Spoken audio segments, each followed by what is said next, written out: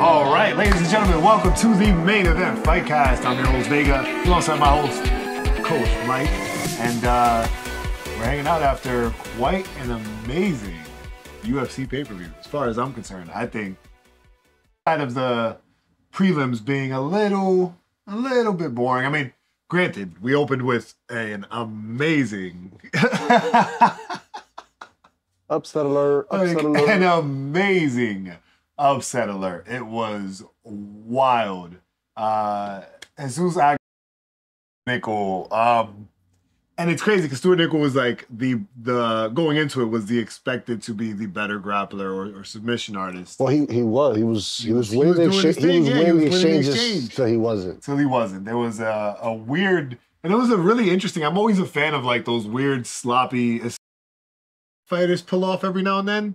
And Jesus Aguilar definitely falls into that category with the way he kind of like, he sprawled underneath, pulled from behind, ended up behind him, and then was like carrying his legs in the air, tossed him to the side, and then jumped on his back. I feel like, or not even jumped on his back, then he like swung around he jumped the guillotine, but I feel like he should have went for the back in that moment. Like, you're behind him completely, just jump on. I mean, but clearly guillotine is his thing. That's what the announcers were saying. DC was like, I was going to say why he went for the ghillie, but clearly you don't question the man who's good at his damn thing. And they shout out Dustin Poirier.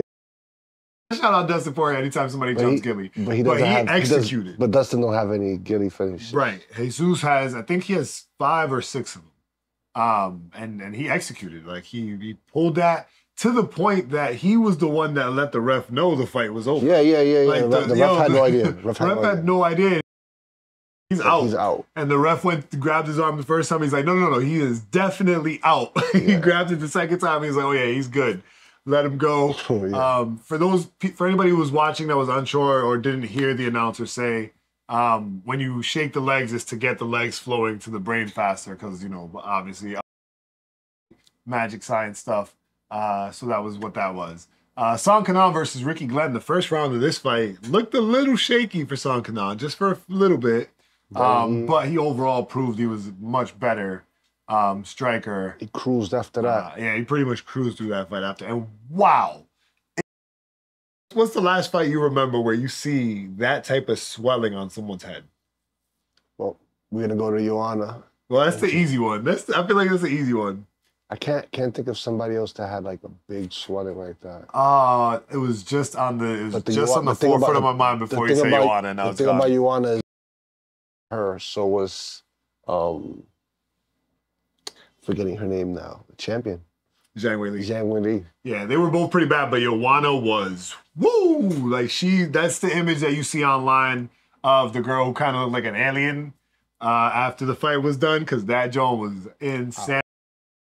Thinking about, I can't remember her name right now, but she was in the bare knuckle fight. No. That she had tons of hematoma and also was all caught up. And like at the end of the fight, she was like missing a tooth and was like, yeah, no, I lost, but I would definitely be back in the ring. You're thinking about the bare knuckle fight. Yeah, I remember exactly what that was the last bad hematoma I saw. Now, but Ricky Glenn, I think, not as bad as either of those girls when you put it in like that perspective. Nowhere near as bad. It was in a bad spot. But it's been a long time since we've seen one as bad as that. Mm-hmm. And the spot it was in was just kind of crazy. It was like literally this side. It was like just above the hairline. Smack right here, right above the hairline. It was massive. Shout out to the Iceman or the Cutman who iced it down and got it to at least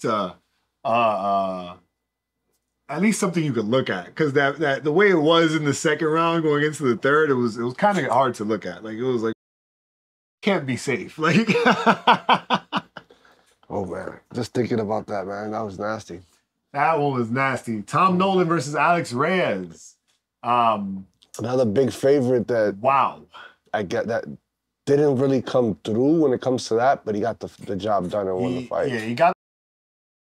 But like you said, as far as this is where it's always interesting to see how like the odds makers make their odds, and I'd love to meet one day and just kind of get an understanding of like what goes into the process. I'm sure majority of it is just fight study, but I'm sure there's something that they have to, because whatever they saw is not the Alex Reyes that showed up, right? Because in all honesty, I genuinely believe if you take away the height difference, Alex Reyes has a lot of potential of winning that fight. That height difference was a significant advantage for Tom Nolan in this fight. And I don't know if that's something consideration, maybe it was. But it took Tom Nolan a lot more effort to win this fight than he was expecting to, or than anyone was expecting to. And like I said, you could also see how green Tom was in that fight. Like he was very wild and very moments wild. that like he scored on the strike. He'll try to follow up on something and be real wild. Like that's why Alex Reyes had his moments. There was time. And listen, they do it again. Alex Reyes has a chance to knock him out because as the older guy, he should have made. So remember when we were talking about significant strike count, right? So total strikes that he threw was 104. Our guy threw 84 significant strikes, bro. Like he wasn't throwing anything soft. Every single shot was powerful. Alex Reyes was trying to end the fight while Tom Nolan was more scoring on the soft punches. Yeah, Tom Nolan was trying to stay. I mean, Tom Nolan was trying to end the fight with every single punch he threw. Alex Reyes was trying to survive the fight and win the fight. Like he was actively trying to do both and figure out the distance. And like I said, that I think the height advantage was really the big thing that. Too many 6'3". I mean, think about it. Like 155. He won. Tom Nolan won a unanimous decision in a fight where he had 104 total strikes with a 53% accuracy, and Alex Reyes had 89 strikes with 55% accuracy. Right, 2 takedowns, 1 sub attempt for Tom Nolan, for Alex Reyes, 0 for Nolan. Right, and then significant strikes, 84 for Tom Nolan, 69 for Alex Reyes. So I guess you could kind of say Alex Reyes was throwing with heat for a lot of his punches too. But that difference in height was crazy. It was as good of a fight. Somebody's minus 1,200. Yeah, as good as listen. That was crazy. The next fight immediately after continues to showcase this weird. I almost want to say curse brother, it seems like, because the younger brothers in all of these UFC matches have not been looking very good, right? With the exception of Volter. I think Leon is the younger brother also. But his older brother's not in the UFC. Yeah, true. He's Bellator. Right. But I could be wrong. Maybe his brother is younger. I'm not there, but as far as the ones that are sharing the UFC brand, we got the Tafa is Justin Tafa, and which we'll get to later, and Junior Tafa. We got Usman's, right? Muhammad and Kamaru. But Johnny Walker's little brother got it done. Yeah, a little bit, because you'll see what I'm thinking with that. But first off, we got the really, really underperforming little brother, especially by comparison to his older brother, Herbert Burns, who at the start of this fight looked like there was a possibility of getting a new version of Herbert Burns. Right? There was a little glimpse of it at the beginning. You know, but that quickly went away. And Jack Jenkins just got to work. Now, this was your first time watching Jack Jenkins. What was your overall thought? It's kind of hard. It's kind of hard to judge against Herbert, but Jack Jenkins was very impressive. He was putting it on him, and to a certain extent, Herbert was hanging around until he just didn't want to be there no more, and you could tell. It's always ugly.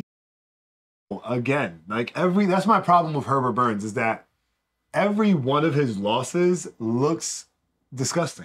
Like as a UFC fighter, he doesn't have a loss that you can look at and be like, wow, at least his heart was in it. Right? Like that was a fight. Like, that's the thing. When we're talking about like skills and base game, he's there, but he doesn't have that dog in him. He doesn't have heart. He's not tough enough for this sport. At all. And it's interesting because it brings to question jiu-jitsu overall, right? Craig Jones just had his incredible Craig Jones Invitational, which we'll talk a little bit. But Herbert Burns himself is a multi-time jiu-jitsu champion, world champion. I think the exact number is 4, if I'm correct. That's why I was saying that it's not such a bad thing for him if Dana cuts him. Yeah, I think especially after this performance, it's a case of like Jack Jenkins was exactly what I expected Jack Jenkins to do. He went in there and put, I would damn near say, a pounding on Herbert Burns. But what really stood out to me was everyone, or I almost said everyone, the commentators, as you heard them throughout the fight, they were really talking about a volume of kicks that I personally didn't see. I saw Jack Jenkins throw a couple of leg kicks that instantly did massive damage. Yeah, it wasn't. But it wasn't this volume that they kept it kind of sounded like if you were hearing the announcers or the commentators rather. And because of that, I feel like it's like you said, it's probably in Herbert to be cut right now. Whether that means he comes back later or not is a completely different conversation. But at least for now, there's a real conversation around the idea of cut him so that if he is going to come back, he has space to develop. Because right now, in the UFC, there is no real potential for him to develop. Like, actually see as someone to put him in the ring with next. I'm sure they could put him with somebody he'd take down and subs and all that stuff. But the thing is, he's not a fighter. Let's take a quick glance. He might have he's in the featherweight division, right? He might have the skills for a fighter, but he's not a fighter. He's just not. That's okay. That's one good way to put it, right? He has the skills for a fighter, but he's not a fighter. Like he could potentially be a really great point fighter, right? See him in. Is one thing if he lacked in certain skills that he can be developing, which he does lack in some, obviously. Big enough that he can get better. No, the biggest thing he lacks in my opinion, is overall toughness. Yeah. Right, like that grit and grind that he needs to be able to survive the fights, to push past the pain. It feels like so when I addressed the idea of like it was a new fighter at the beginning for a very short moment, he stood his ground. He was exchanging punches. He was in there, but then Jack Jenkins landed one punch that just seemed to remind Herbert Burns that he didn't like getting hurt. And it was downhill from that moment forward. And I want to say, if you want to go back and see the exact moment, I would wager that it was probably around 43 seconds that I looked in and I was like, whoa, it's literally been less than 50 seconds in this fight. And Herbert Burns already looks like he wants out. So that was not... He survived all the way to the third, but... That was not good. The next fight was a little tough for me to watch because once it started, I remembered how much I loved Casey. And I was like, man, King Casey versus Luana Santos. I know I said it on the last episode, but after watching their fight, I feel a little less strongly. But it's weird. Like, there's a part of me that feels more strongly that this is a fight that we'll see in like a year, 2 years as the championship fight. But then there's a small part of me that doesn't feel that way. That feels that lost a little bit of that hope. But the part of me that gained it was watching Luana Santos kind of look nervously green, right? She didn't look green as in inexperienced or not knowing what to do. She looked green in not how to approach the fight, right? While Casey looked like she developed everything she needed to develop to be able to withstand takedown pressures and shit like that. It seemed like Luana was questioning her game plan. Right, like she kind of froze. Like I referenced earlier, like Irene Aldana. Was it Nunes she was fighting for the belt? Yeah, I believe it was Nunes. Yeah, against Nunes, right? Like we didn't really get to see that fight because it felt like Aldana just froze, right? Or Cyril Gane versus John Jones, right? I feel like we didn't get to see that fight because Cyril Gane really just froze, in my opinion, right? So that's how I feel with this, and because of that, I feel like depending on how Luana Santos moves in her next fight, that will kind of solidify my thought around like in a year or two, we'll see these girls either against each other in a contender fight or question whether we should be seeing the rematch in a contender fight. Now that it went down the way, Luana like getting a couple fights under her belt and wanting to get it back. Yeah.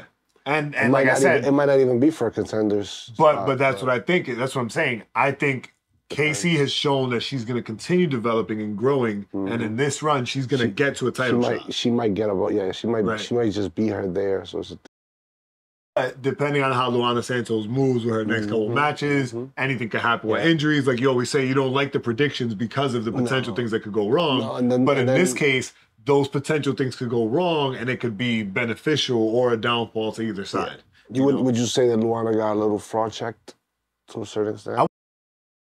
We didn't see her. I wouldn't say fraud check because it like I said, to me, it looked like she froze. There was nothing, it didn't look like she was trying to do things, and then we realized, oh, she's not actually that good at those things. Yeah, but I guess it's more like she's been like kind of a fun fighter, even when she's not there, it's not working for her, that she'll go for it and give you that fun fight, like a Mackenzie Dern, like you would say, Amanda Ribas.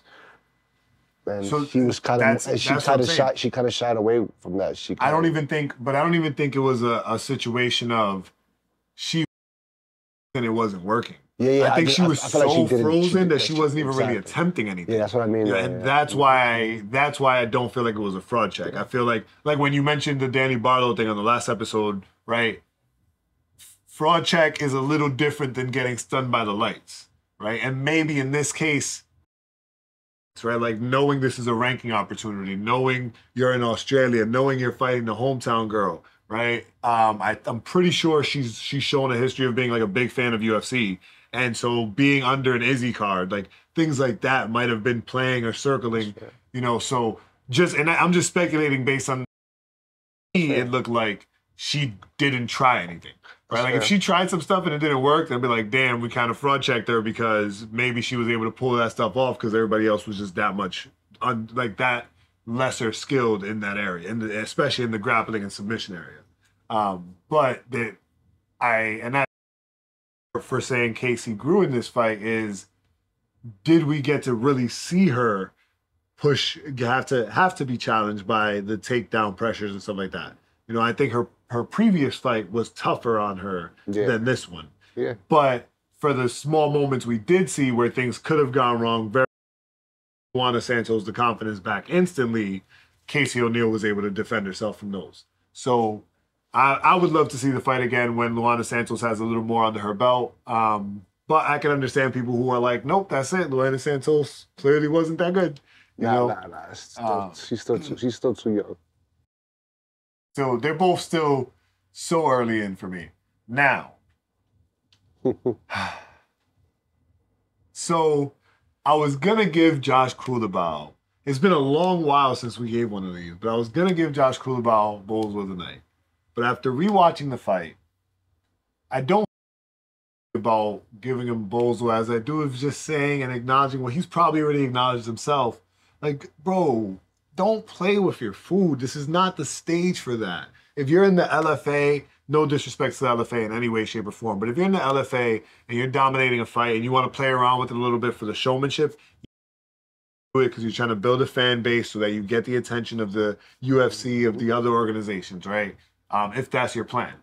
But once you're on the UFC stage, the game plan is win and get to the belt. So the ballerina dance, the karate posing, the second round was literally your round to win the fight. It was no longer working. You've played the UFC game. Like, that recovery on your body parts is real, even if it doesn't recover fully, as we saw. So I think you already know you blew this fight for yourself. Even though, like Mike had said when we watched the fight, there is a lot of respect for anyone who says they feel like Josh Culibao won that fight. Because it was still a very close fight. It was close enough. It was still a very close fight. enough that you can nitpick any little moment. Yeah. And guess what? I think he made a mistake early, and that was it. I think for my card, third round not going for it. Yeah, that's what I'm saying. On my card, I say first round, like he thought clear Ricardo. Bag. Right, first round, clear Ricardo. Second round, clear Culibao. Third round, you gotta get it, bro. You gotta get to it, especially when you already had him damaged. Get to it, you know. And bag already. Right, and the thing that almost made me give him Bozo was that the coaches told him this during the fight. So for him not to execute on that very clearly, like, yo, listen, this isn't a technique thing. This is no work harder. This is stop playing. You are winning right now. Focus, end this. And so a terrible lesson learned. We hate to see fighters learn lessons that way. It's a painful way to go out. But as I want to say, was Amanda Nunes on the Tough? Was she on Tough? She coached as a coach, right? I think it was Amanda Nunes to the judges. They'll always make you cry. Or I don't remember if it was, no, I don't think it was not her. I think it was who had the really bad rivalry. I don't think it was anybody on Tough that really. No, it was on Tough. One of the women. I kind of thought it was a Dean Thomas. I remember one of the woman coach on Tough had said that to one of their fighters because their fighter was winning the fight. The one who was like, "Oh, if you leave it to the judges, they'll always make you cry." I don't remember who it was, but I don't remember who did Amanda coach with? Was it Cyborg? No. I don't even think Amanda coached. Now I'm thinking about it. I think it was Shevchenko versus. No, I'm pretty sure she did. Her wife was, to be honest. Oh, yep. Who did she coach against? I don't remember, but I do remember her on it. Dog. How are we gonna forget who she coached Juliana against? Pena. Juliana. How are we gonna forget who she coached against? As soon as you made that face, Yo. I knew it was your favorite.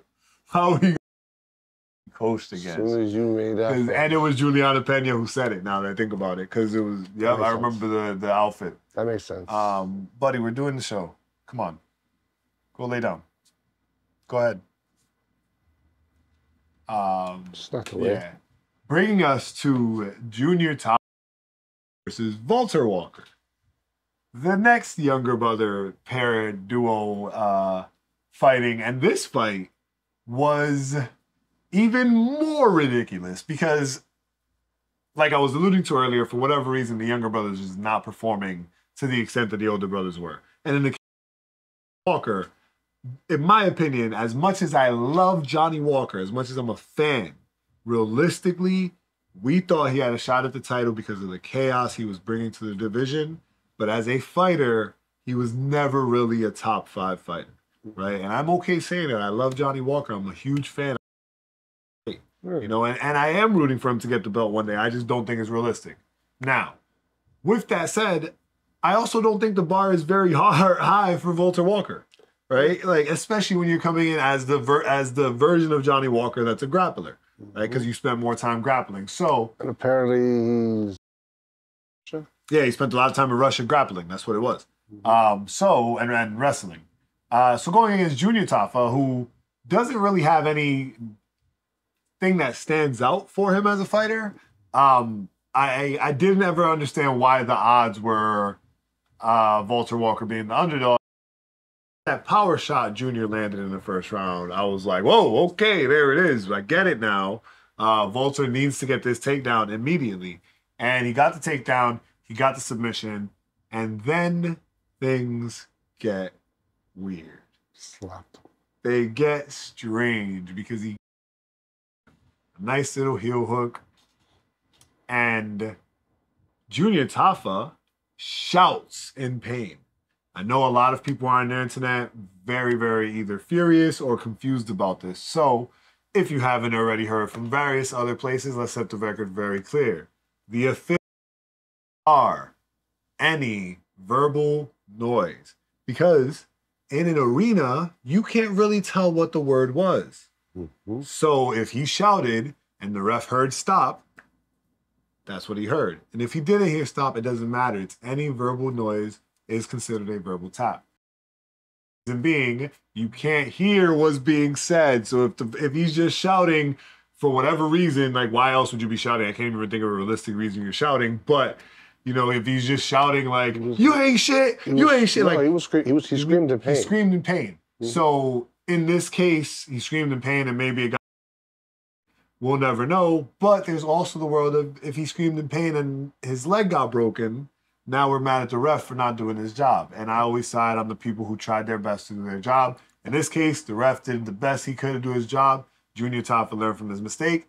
If it didn't hurt that much, why are you screaming? If it did hurt that much, you scream, bro. He made you scream with a heel hook, bro. That's a submission a lot of fighters don't like to get in, man. I mean, what's this guy's name from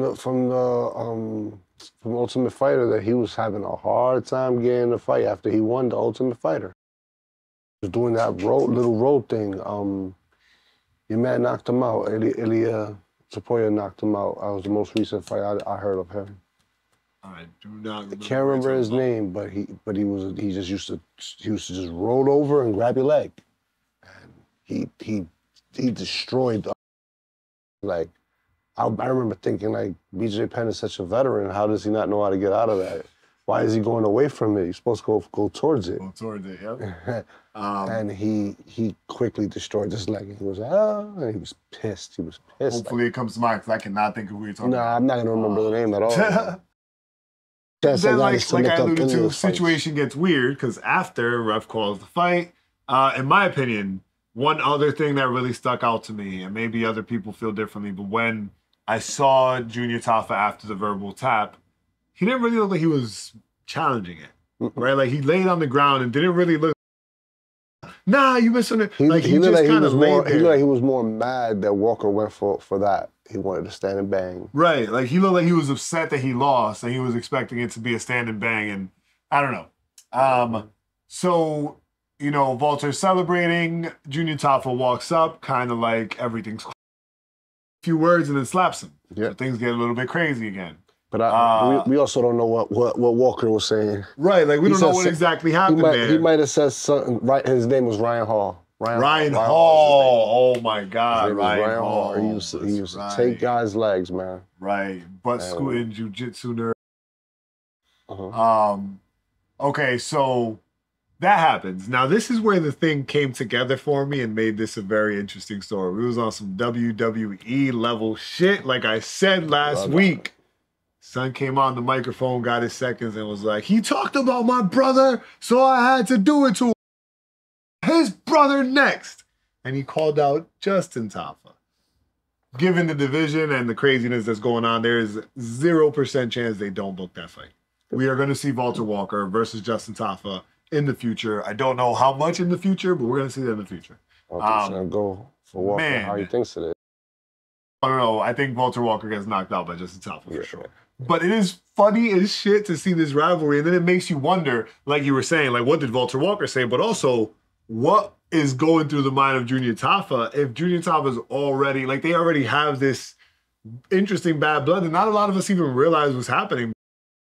Not a lot of people are following that. It's probably just for you to get attention. He knows he's playing the game. I don't know. I hope he's playing the game. Because if he is, keep playing it, because it's making it interesting. Maybe there is some smoke, but for the most part, if there wasn't, there is now.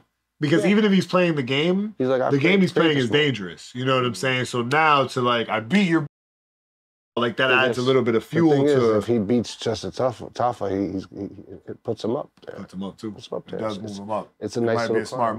Might be a smart move. It's a nice little climb, but even if he fails, he'll probably be right where he was at anyways. Yeah. Up next, we gotta go. Happy birthday, Prates. Mr. Cigarette Break. Son got Performance of the Night bonus for being the first person to actually knock out the Leech in a way that only the first knockout of the Leech should have. I know that sounds weird to say because someone just got knocked out, but, like, if there was any way to really make the Leech's story perfect, it has to be, like, a complete knockout. Not something that's questionable, not something that damages his record. Like, it was early. No. What happened was necessary. I pray for a speedy recovery. It took him a little while to stand up. But shout out to Carlos Prates. I did not realize last week he is also part of the Fighting Nerds. These guys are quickly becoming possibly the best team in MMA right now. As one team is starting to go down. Right. You know what I'm about. Which one? I mean, they went 2-1. They went 2-1. It was just a big loss. It's a big loss. Big loss for the guys. That's coming up soon.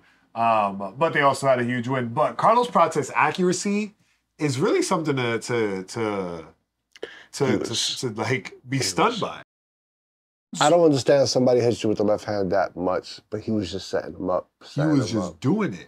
The right hand was just, his patience, his tactic was incredible, because there was a couple of times where he knocked him down where if you were somebody who bet it all on a knockout, I know you was throwing the remote at the TV. Because you're like, why is This is what Tom Nolan needs to watch. I'm glad you said it. The difference between Tom Nolan and Carlos Prates is what we saw in this performance. Like, wow, every single strike was pinpoint, damn near excellently accurate. I wonder what his actual strike percentage was. Now that I think about it. And again, the general idea of just every time he knocked the Leech down, he let him get up. He did what he was supposed to. He's like, I've got you in a bad spot right now. I'm not gonna play this floor game with you. I'm not gonna throw myself down there and then you end up squeezing me into. You don't really have to hit somebody at 80, 90. You hit them at 50. You just gotta hit them enough. And you just keep on to. But that last strike, it was definitely a haymaker. Total strikes, 55 at 65% accuracy. 55 significant strikes because every single strike he landed was counted as significant. Now that was he got touched up a couple times. No, he got touched up. Yeah, no, of course. We're talking about the Leech, bro. The Leech landed 41 significant strikes of his own, and that was of total strikes. I'm wondering if this system is working properly or if they really just judged it that way. It seems like that way. That's nuts. These guys were so accurate the whole fight that every single strike was just significant. That's crazy. The Leech and Carlos Prates put on a stunning performance. Congratulations to both those guys, but mega congratulations. I don't know what we see of him next because he's a welterweight. With the performance I saw, and knowing that he's also great on the ground and just chose not to go down there. Well, is this someone that potentially can a fight for the title? Nowhere near. Yeah, he's about 4 or 5 fights away from. That long, you think? Maybe 4 fights before getting a title eliminator or whatever. Okay. But, well, yeah, like I said, the fighting nerds are on a massive route. He just beat a guy that made it all the way up to 12. We're looking at coming up this weekend, which we'll talk about in a little bit. We already have one of their guys from the camp in a potential contender fight. Jared Cannonier versus Kyle Dorado. Right? Like that's a fight where realistically the position of that essentially dictate who's gonna be looking towards the title next. Yeah, that might be a fight before the title position. Depending on how they want to play the cards, because Robert Whittaker versus Chimaev, right? It could end up being the winner of that fight versus the winner of Baralo versus Cannonier for contendership. It could get especially DDP's camp is not opposed to a rematch with Izzy. That could be interesting too. This was not interesting, however. The only thing I'm upset about with this fight is that I didn't go with my gut. Once again, guys, I say it every week, and every week I don't do it. I don't know what's going to go with my gut. I had a feeling this fight was going to go to decision. I kept telling myself, even after I said last week that I was worried Jairzinho would knock out Tai Tuivasa. After that, I just kind of thought about it more, and I was like, yo, I don't know what it is, but I feel like these two big guys are just not ever really going to find themselves in a. And truthfully, the closest we got to the position of them getting it done was Tai Tuivasa hurting his toe, kicking Jairzinho's knee. And that moment was Jairzinho's best moment to finish the fight, and it didn't happen. So that's the only thing I was upset about. But this fight was, compared to a Tuivasa fight, it was easy to call boring. Yeah, on a general level of heavyweight, I would say decent. But a Thai fight, this was boring. Absolutely boring. For a Bam Bam fight? Yeah, this was boring. And for Bam Bam to still lose, like if Bam Bam would have been boring and gotten the W, I'd be a little okay with it. But to be boring and take the loss, and the loss itself be boring, like even if it was an exciting loss, I'd feel the same I thought about the Leech. Usually he'll at least go for it. Yeah. If he gets knocked out, he gets knocked out. Now, I understand that the toe damage was very impactful. Like, it's hard to walk when your toe hurts. I keep saying hurt, not to disrespect the damage that was done, but because I don't know the damage. Then we had, undoubtedly, the fight of the night. Like, no questions about it. Mateusz Gamrot, Dan Hooker. Dan himself like he unlocked customizing in GTA of life apparently, but literally what dog from one fight to the next, it's like he went to the tattoo shop and was just like, bro, give me everything. I feel like people thought he was having like some of like an early midlife crisis or something. That's exactly what I feel like, bro. I feel like that's what everybody was thinking.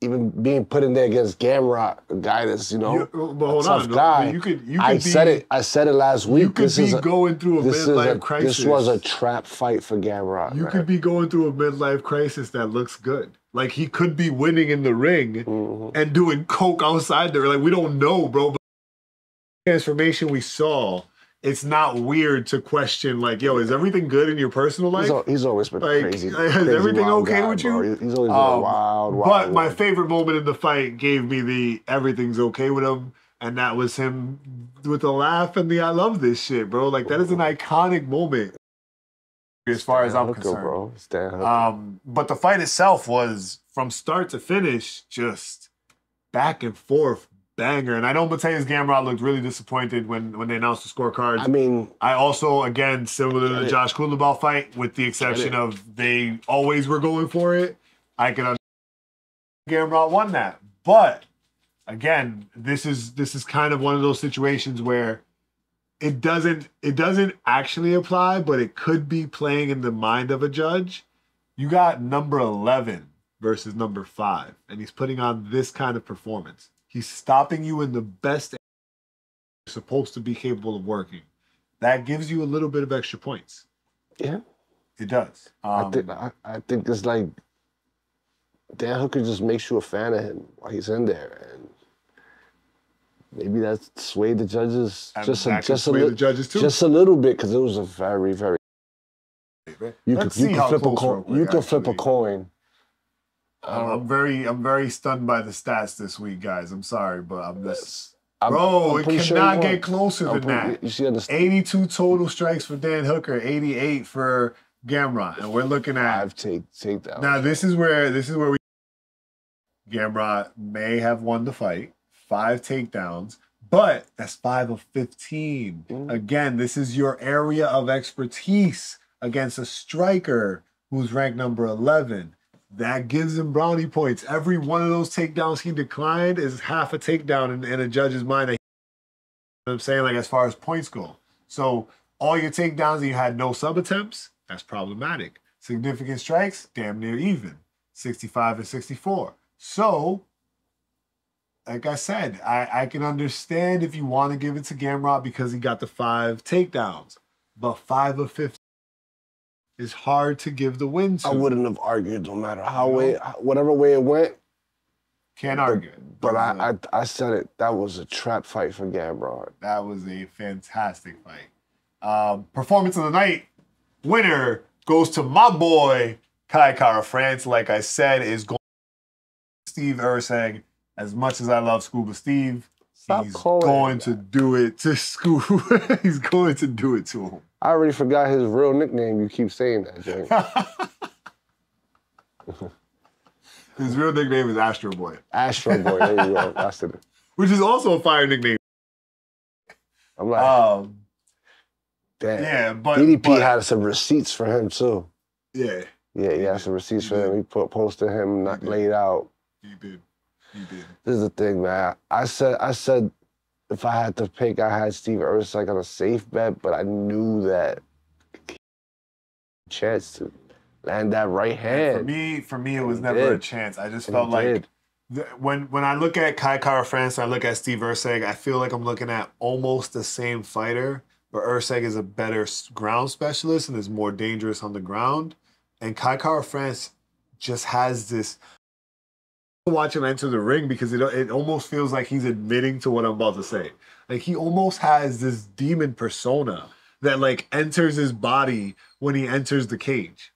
Like, everything up until he gets to the cage, he's chilling, he's fine. Then like he just becomes this monster out of nowhere, and it's wild. He does something that Gilbert Burns just doesn't have.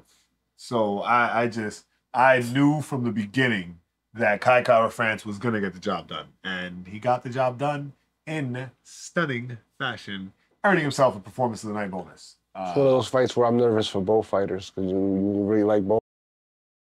You don't really want to see anyone lose, but they gonna lose. I feel that on that one. Mm-hmm. But for me, and maybe this is unfair in a way, but as a fan, my thought process was Steve Erceg is new here. He's got some time. He got time. Kai Kara fans can't believe. You know what I mean? This might be his last serious run. You know, I might be wrong for saying that, but that's just how it felt in the moment. No, it's true. This might be his last one, bro. This brings us to another person who we might be questioning what's next for him. He already said he's not going anywhere, but it still begs the question of what's next, because a guy of this star power, similar to much of Usman, it's hard to get a fight booked when you've achieved this level of star power and you're no longer champion. Like, that's a little bit of a tough thing to have happen. So we're talking about Israel Adesanya and Dricus Du Plessis. Why do you feel like you're not sure what would be next for him? I really loved Israel Adesanya's performance. Yeah, that's what I'm saying. I loved it. But he was so close that I think if DDP just defends the title 2-3 times somewhere else, you don't really have to do anything just to get that title. My thing is, right, it's a two-part thing, right? First part is, if you look at the list you look at the top 7 fighters, right? We're going to say top 7 because 2 of them is Dricus and Izzy. So looking at the top 7, right? You got Strickland, right? You got Chimaev, you got Whitaker, you got... didn't fight Costa, so we can count Costa, right? Who else you got in this division? You got Vettori. Dricus hasn't fought Vettori, right? So if we're looking at building champions that we can start putting legacies around, right? To like the fans that think like in the space that you do, but like super hardcore of like the history of a fighter is valuable. The only way that new fighters get to do that is by building their own legacy, right? So he can't get trapped in this rematch world where there's a potential he loses to Izzy and then has to get the belt back, like all of that. Rather than put him, what I think they're doing with Pereira, rather than put him in this path where like he ends up with a bunch of rematches because these people are that good and they deserve them, right? They put him on a path where he's fighting the new faces so that we're building new rematch potential that has new value, new credibility to keep the business going, because we can't die on stars like Izzy, right? If we get to the star power of Izzy and Izzy retires, now we're in a bad place. So looking at it through that perspective, that's where it puts me in a space where, okay, now thinking about Izzy as that star, again, it's hard to book fights for him because Izzy, looking at the roster of people we just talked about, has already beat everyone. Now you're going to ask Izzy if he wants to fight somebody he hasn't beat, which puts him fighting 10, 11, 12. We're talking about Izzy. You know what I'm saying? Like, rematch versus Costa doesn't make a lot of sense. Rematch versus Vettori doesn't make a lot of sense. And I think they already did that twice. Yeah, that would be a third time. The only Chimaev, and if Whitaker beats Chimaev well enough, that fight doesn't really make sense either. Because Izzy already beat Robert Whitaker too fashionably. If Whitaker loses... If Whitaker loses, that's the real window for Izzy and his best shot. You have him be the co-main event. Becomes a risky fight for Izzy. Strickland, super risky fight for Izzy because again, it puts him back in that position of, bro, losing this fight takes you so far from the belt, like Usman's position, right? Where he lost the belt, then lost to Chimaev. Now we haven't really heard talks of Usman fighting, right? It's because his star power is so big. Yeah, that's can really fight. That really be the problem with Conor McGregor. Like, same thing with Conor. They could do nothing, and you think a champion is declining to fight against them? They're not. They're not. But the organization needs to do what's best for the organization in those cases. Yeah. And I think they just have to make it. They have to make it look legit for the fans. It has to make sense, right? Financially, it makes all the sense in the world every time. And if they didn't do it for Conor, how are they gonna do it for Izzy? Well, right? Like I think Conor doesn't want to be thrown in the wolf that way. I think if he wanted the title shots right off the bat, he would get it. Nah, I think after the Dustin fight, they were like, "Yo, we can't do that. Don't look good." I think that's what it was. Like losing to Dustin the way he did, you can't give him a title shot next. I can see that. That's the tough part. I can see that, but I can also see him not really wanting it. So and then the second part of it is, you know how I feel about ring rust. If that all plays, I was gonna ask you. Right. The thing is, if Izzy wants to like just wait for a rematch, it'd be terrible because you're looking at least 10 months. It's hard to say that there wasn't ring rust there. Right. Like I've never seen him get tired that quickly. He got gassed pretty quick. And you got to give your credit to Drake because again, Drake has pressured him in a way he's had has, right? But Izzy got tired. I think the pressure that he got from Sean Strickland was like no another. No. Because I think it's just more credit to DDP in his how durable he is. Like how much was Izzy taking out of himself in the landing? I think Drake has delivered more pressure than Strickland and mixed it up better. I think Izzy was more out of shape against Strickland than he was against Dracus. I don't think he took Strickland very serious on a competitive level. I think technique for technique, he really believed chance for Strickland on the feet because realistically, that's what everybody believes. Like 90% of the MMA world did not believe Strickland had a chance on the feet.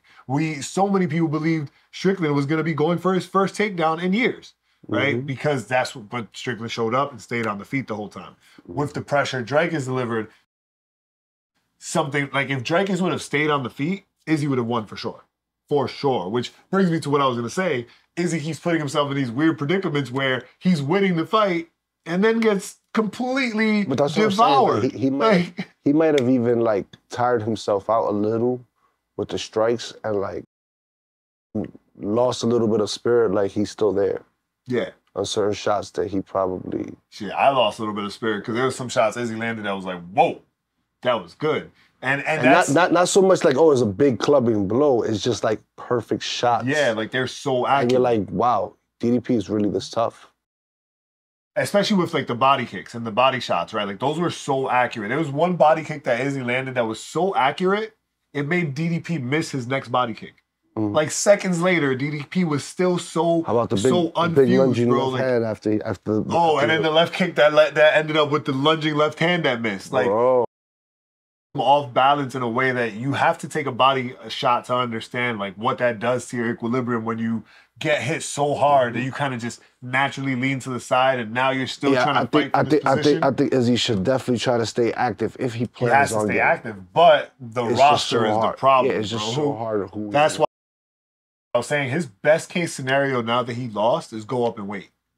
Beat somebody at the weight above, at light heavy, and then fight for the belt. Right? Like take the Aljamain route, right? Where you're going rather than just say I was a champion, I deserve to be in the top 5 right now. Like I was champion, let me come into a top 10, top. I'm saying build that weight, build that muscle, go in there, stay active. You know what I'm saying? And that could be a great way to get it done. Switch divisions.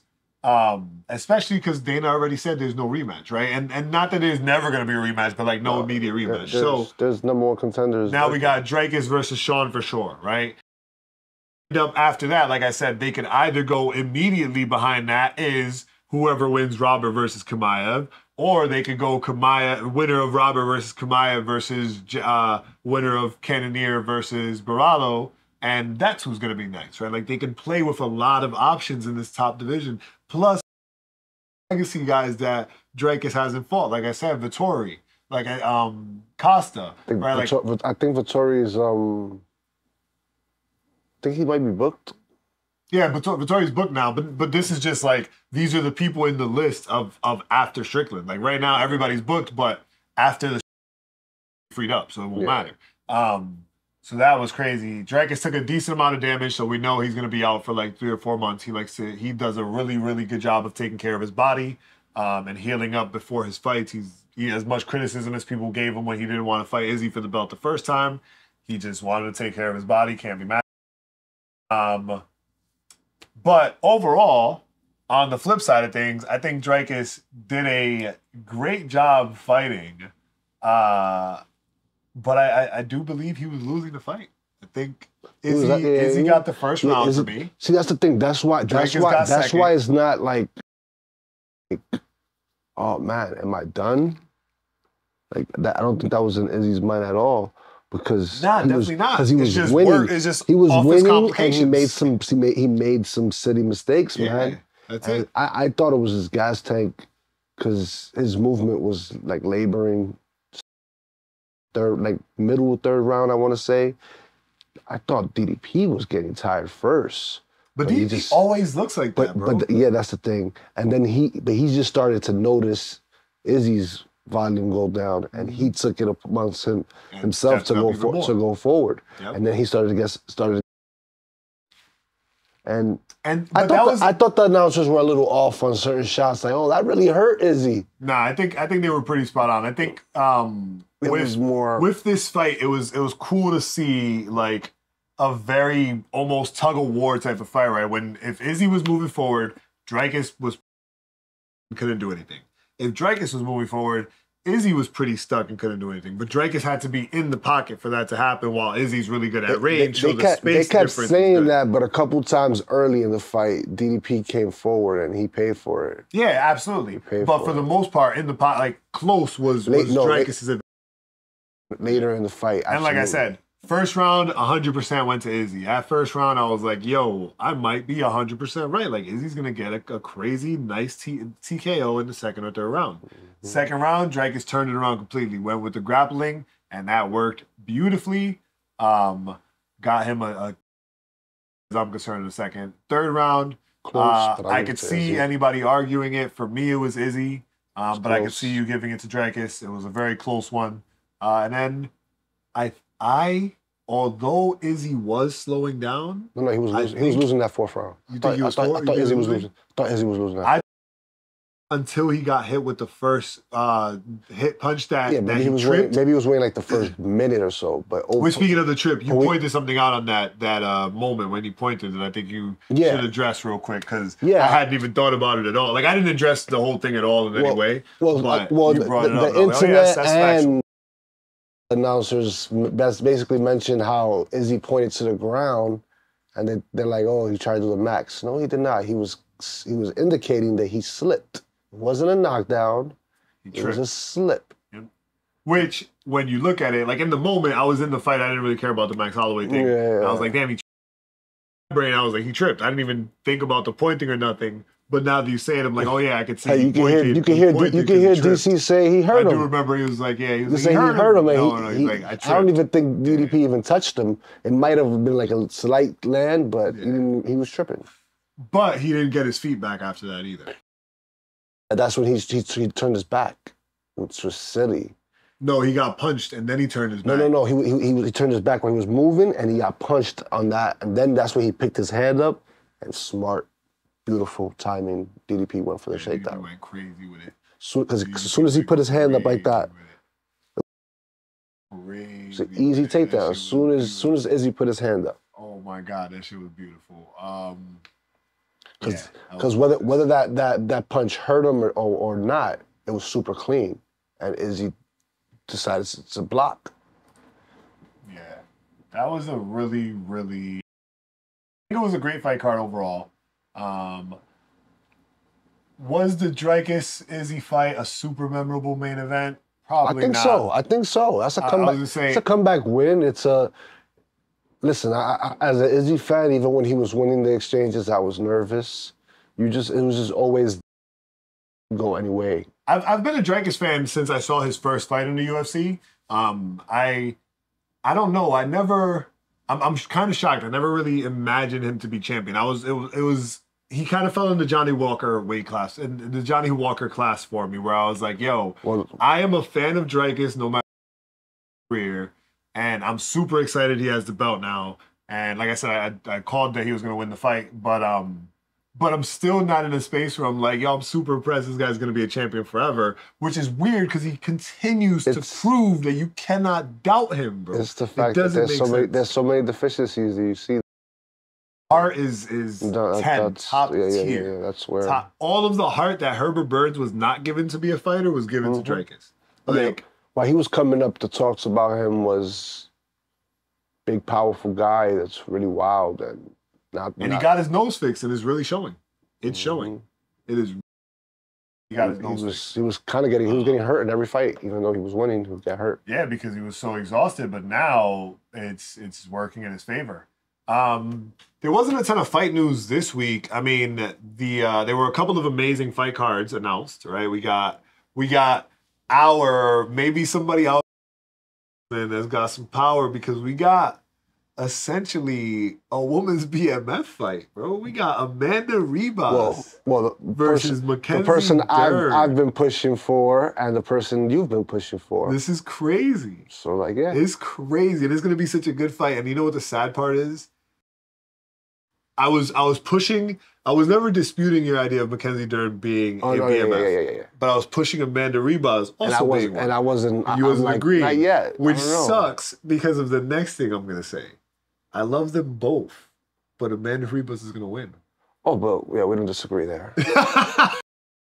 Mackenzie Dern still has a chance, though. Like they're both going to be titans in there, but I feel like we've seen Amanda Ribas. If it goes down to the floor, it's going to be a great fight. If it goes down to the floor, it's going to be a great fight. I think Mackenzie gets her. If it goes down. That's to what the I'm floor. saying. Amanda Ribas has shown so much. Like we've seen her, in my opinion, dangerous positions in wars than we've seen Mackenzie Dern. Yeah. Mackenzie Dern has been in some dangerous wars, but I think Mackenzie Ribas puts herself in danger. I think her style just greets those wars. That's the difference. Yes. Mm-hmm. But Amanda's a lot harder to hit. On what you said, where because Amanda Ribas is always putting herself in danger, Mackenzie Dern can snatch something up. That's not out of my vision at all. But I do feel like Amanda Ribas is more likely to win that fight. I also feel like their toughness combined says this fight goes to decision. There's no actual. You know what I mean? That's what I feel like with these. I don't think so. I think somebody gets a finish. I don't know. I think somebody gets a finish. Khalil Roundtree was in New York this week for Fanatics Fest, which I was doing some work and hosting at, and he was chatting up with the fans and everything, and I guess he was this newly announced fight between him and Alex Pereira for the light heavyweight belt. Mm-hmm. So a lot of people. What are your thoughts on it? Because I want to talk about my thoughts. What are your thoughts? A lot of people throwing rocks at it, but I think Khalil's a real dangerous guy, and the only argument that Dana got, or like the only thing he can stand on with this one is Khalil did the right thing. Something happened with he got a substance in him, and he did the right thing. His career is going up. Yeah. There was people saying Ankalaev is a lot more deserving, but in the last 2 years, Ankalaev has 1 win. He has 3. It's not as crazy as it seems with the numbers. Like, oh yeah, he's ranked number 10. He's ranked number 7, and Ankalaev is ranked number 2. So yeah, you think Ankalaev technically 1, I think, at this point. You think Ankalaev deserves it, but we're talking activity. Khalil's been the more active guy, and the only reason he recently hasn't been active is because he popped.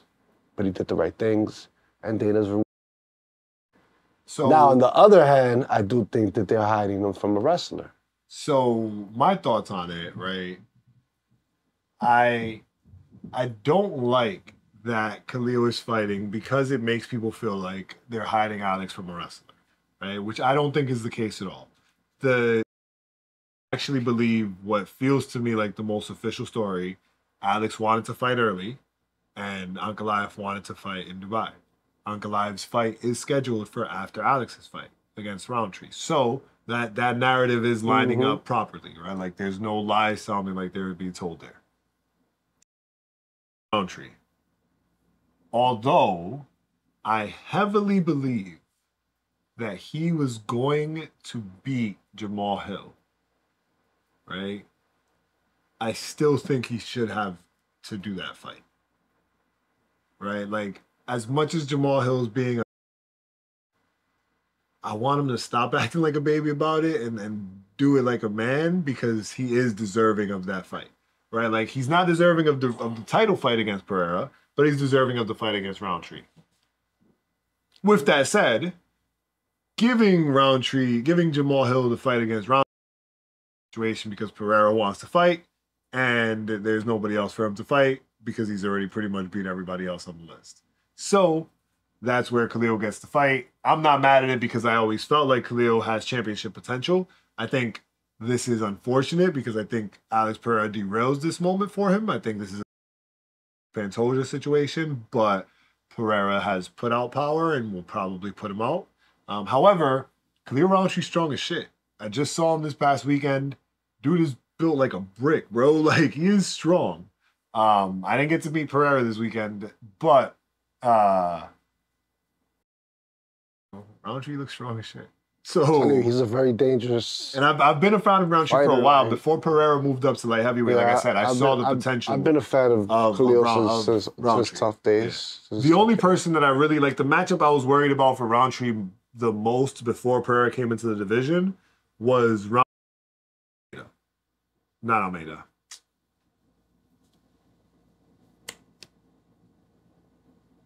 Wow. You track your statement? Huh? Were you saying that? I was worried about, there's a grappler I was worried about at light heavyweight, but now I'm drawing a blank. Was it Ankalaev? Maybe I was thinking about Ankalaev. And I guess that is a moot point now. But, you know, for people arguing that Khalil doesn't deserve it, I can also understand that because of the people in the top who he's beat, right? So this feels like the most, this is a Tom Brady situation in the UFC, right? Like, the reason Khalil's getting this opportunity is the only reason this is happening is because Alex Pereira wants to fight. If Alex Pereira didn't want to fight, Khalil doesn't get I think those factors also, he did the right thing. No, for sure, but that's not enough to get him rewarded a title fight next. No, but I'm sure Dana would want to put that out there, though. Yeah, for sure. But you know who missed their shot? Who missed their shot, bro? Think about it. Oh, we know. Anthony Smith. He took that fight. Fight he took? Had he not taken that fight? Had he won? Or not taking it. Not taking it or one would work. Two guys fell off, and now you know the next guy is going to be a wrestler. It's just because that's the rest of the division. Right. And they ended up getting a smaller guy. Yeah. Yeah, by the time the third person fell into it, I would have said, all right, let's just drop this. You should have been like, I'll just... but he's a warrior, so you can't get mad at it. However... The truth is, he went through a camp and he didn't want to waste it. Take that L. However... But he would have been in a position to fight for the title. He won this fight, he would have been this would be his title fight right, bro.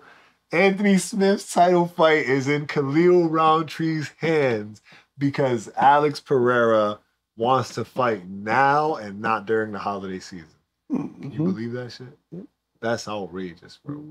That is insane. So, he says, this is a business of opportunity.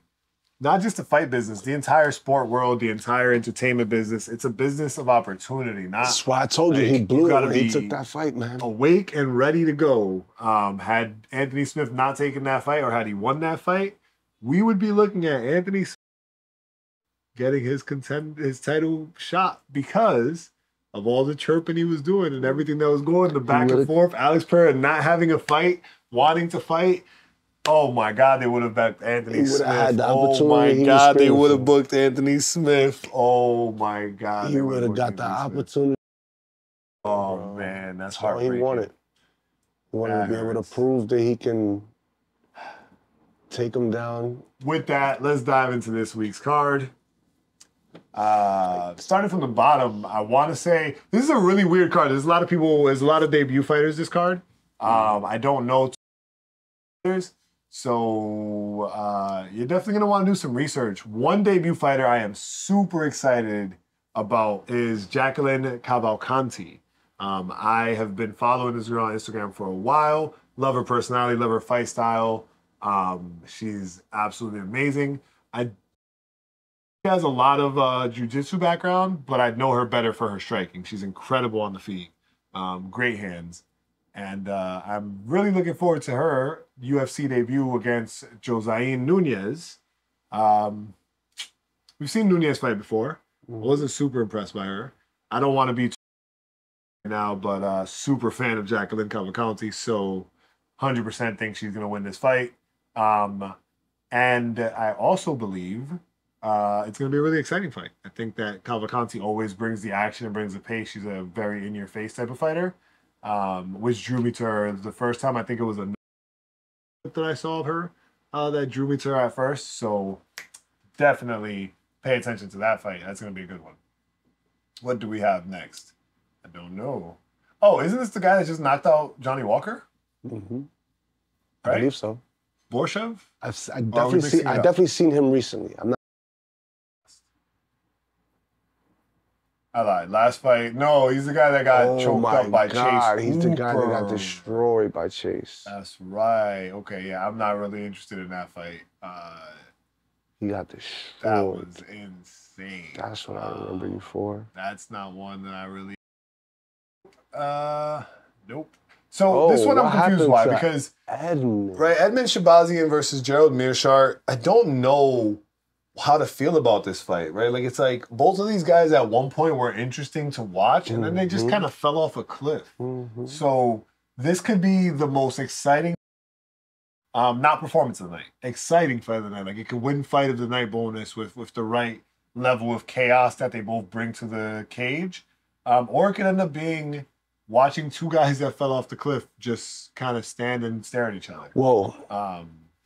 Gerald has been more on a lately on an uptick. Yeah, lately he's having a little bit of success. So who knows? I haven't heard from Edmund in so long. Edmund Shahbazyan, it's been a while. Actually, when was his last fight? Let's see. I think he fought last year. I'm pretty sure. Dobson. He fought this year, March 23rd, and he got a nice win. I know he fought recently and lost. Oh, he won. He won against Barberena, right? Ryan Barberena. I'm telling you, he's on a little bit of a winning streak. Yeah, this is gonna be interesting. We'll see. Maybe it'll be good. Now, Neil Magny versus Michael Morales. Unfortunately, I think this is Michael Morales' opportunity to break in because Michael Morales has been on a fire streak with those hands, yo. Those hands. It could be a trap though, man. Neil is a little crafty with the submissions. It could be a trap. It could be a trap because Neil is becoming that gatekeeper type, especially after the Ian Gary situation. But if Neil doesn't get us beat up bad, he's going to get beat up bad. Hurt. But I think Neil Magny, the one thing we can always count on is that he's going to bring an exciting fight. Right? Yeah, but he's just not necessarily a tough guy. Right. He's not going to take too much damage, man. He won't survive very long because he won't take a lot of damage. But while he's there, he's a jiu-jitsu guy in my eyes. He's not a. I don't even know what's happening here. They have the stock UFC like shadow picture for these two guys. So Ryan Loder sounds like a name that's familiar. I feel like these guys are both from the Contender Series. But there's literally them on the UFC website. So never heard of them. Ryan Loder, Robert Valentin Frey. Something tells me they're both Contender Series guys. View fight history. Let's see. Is there anything? There's nothing for either one of these guys. So, yeah. Don't know what that's going to be. But right after it, we get to watch Baby Tabitha Ricci, Angela Hill. Two girls you just absolutely love, man. What a war zone. This is going to be a great fight. Love them both, but I want to see Baby Shark get the win here. I want to see Baby Shark get the win too. My concern, and one thing I will definitely encourage people to keep an eye out is the betting line for over a certain round because Angela Hill is super tough to take out. Like super tough to take out. And I think Tabitha Ricci I don't see that happening. Is going to be the better fighter in this one. So I see Tabitha Ricci by decision. But either way, I'm just really excited by this fight. I could also see Angela Hill breaking her somehow, some way. Yeah, which she has been doing to all the young fighters recently. She's just tough. That's what she does. That's just what Angela Hill's here. Aging gracefully and just. She is the lock and key for the top 10. Sticking around, man. Yeah. You know, she also has a really right. Like I feel like. I'm gonna dive into it in the show real quick. Overkill Hill. Oh, Angela Hill. Grandmother story. I think it's like her grandmother or something. Angela Hill's grandfather was abducted by aliens, bro. That's what it was. Crazy story. So if you get a chance, that story, apparently it's 100% true. Like documented by NASA and everything, like part of the leak. Like, so look into that when you get a chance. Maybe I'm being deceived completely, but from what I've seen so far, true, bro. Her grandfather was abducted by aliens. Crazy world we live in. Main event of the evening, Jared Cannonier versus Caio Borralho. We alluded to it earlier, and I do believe Caio Borralho is taking this middleweight spot, bro. He's putting himself in the top 5. I mean, this is another person I didn't mention, like top 5. It's a big jump. Izzy's already beat Cannonier. Everybody in the top 5 would be a rematch for Izzy that he's already won. This is an attempt of trying to changing that narrative. You know what I mean? So now it's a big jump. If Borralho wins the fight, then Izzy has a fight lined up that he can do soon because he has Borralho there. Even if Borralho needs 4 or 5 months to heal after this fight, like that, I'm perfect example of someone Izzy should fight because it shows Izzy still got it, right? Because he's not fighting somebody he already beat. He's fighting fresh face. Yeah. If you fight somebody he already beat, we already know you beat him. Bro. You know what I mean? Number 12 going against number 5 and being the favorite. That is wild, right? That's how it's been this year, bro. The fight nerds are coming. Yeah, but this might be a little too much. I don't know, man. Nah, bro, the fight nerds are coming. Jared doesn't really lose 2 straight, man. He does not, but he's going to. I think Borralho, I'm sorry. I love Jared. Guy, I think Borralho knocks him out. Damn. Yeah. Borralho knocks him out. It's going to be a good fight. It's going to be a great fight. But that wraps it up for this week's main event Fightcast. You can please like, comment, and subscribe below. What Up Vega? You can follow Coach Mike at SF Big Mike. And tap into the show. Tell a friend to tell a friend. And we will see you here next week after Caio Borralho knocks out Jared Cannonier. Wow, calling the shot big time.